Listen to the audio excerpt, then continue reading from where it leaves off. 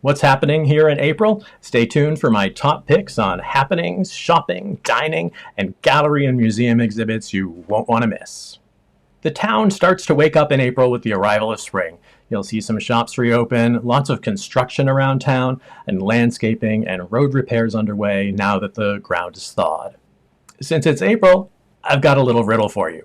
If April showers bring Mayflowers, what do Mayflowers bring? I'll have the answer for you later in the video. Now let's take a look at my top happenings for April. Whale watches start this month. Over 80 endangered right whales have been seen in Cape Cod Bay, so this season is off to a great start. The granddaddy whale watching company in town is the Dolphin Fleet. You can also find smaller charter whale watches like the Beth Ann if you're looking for a more intimate trip. E4All Cape Cod and the Commons have teamed up to host an online small business pitch contest. It's like a mini version of Shark Tank. Businesses have 2.5 minutes to present their pitches to a panel of judges. You can join in the audience and see what local entrepreneurs are working on and vote on a fan favorite for a cash prize. Register for the Zoom call at this link and join on April 28th. Lots of families with kids will be here during Massachusetts School Vacation Week. I already mentioned whale watches, but if you're not seaworthy, check out the Center for Coastal Studies whale walks on the beaches. It's also a great week to hit the trails and the seashore on bike or on foot, visit galleries around town, and enjoy the quiet before the season kicks off next month. And of course, you can also join me on a Pedal P-Town bike tour. You can find links in the description below to get more details on all of these happenings. Here are my top retail shops to visit in April. Owner and designer Paul comes up with imaginative shirt designs every year at Mate Provincetown.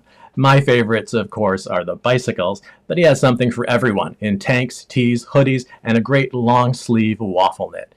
Botanica's front garden sets the stage for their curated collection of art, gifts, and housewares. If you're lucky, you might even find something made by local Alice Brock, whose name you might remember from Arlo Guthrie's song Alice's Restaurant. You can browse Botanica's shop online at botanicaptown.com. If you need a bike while you're here, P-Town Bikes reopens on April 1st. And if you need an accessory for your own bike, check out their selection. This is where I go for bells, squeaky horns, locks, lights, and cup holders. They have a water bottle filling station in the shop and an air hose if you need to pump up your tires. Now on to dining. Tin Pan Alley is open year-round and does a lot to give back to the local community. They host the annual Soup Kitchen Super Saturday fundraiser and provide weekly free meals to restaurant workers in town. Tin Pan Alley is open for both indoor and outdoor dining on their deck. Their new American menu even includes vegan and gluten-free options. You'll find Tin Pan Alley right across from Town Hall. Bayside Betsy's is synonymous with Friday fish fry, so definitely stop by if you're a fish and chips fan. They're open all day for breakfast, lunch, and dinner, and you can sit inside or outside on their beautiful waterfront deck. Joe Coffee opens on April 8th for the season. This place has been my morning coffee shop for as long as I've been in town, and their patio right on the street is great for meeting up with friends and people watching. I will warn you that their scones can be a bit addictive. Here are my top museum and gallery picks for April.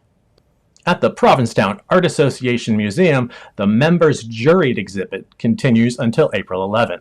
You can see noteworthy art by local artists, including some of my favorites like Karen Capato, Paul Kelly, Christine Niles, and Larry Collins.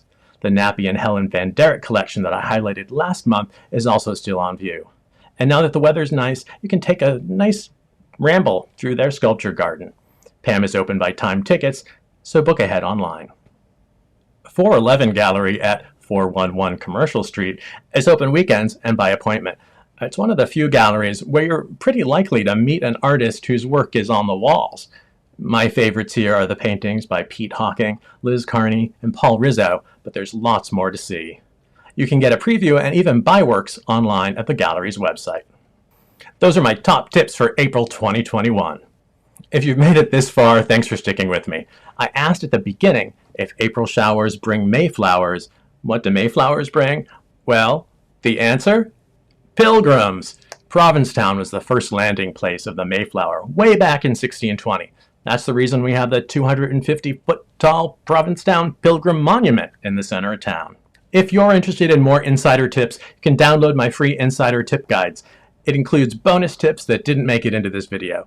Check out the link in the description. And if you have a question about visiting Provincetown, let me know in the comments. You might see it answered in an upcoming video. I'll see you next time.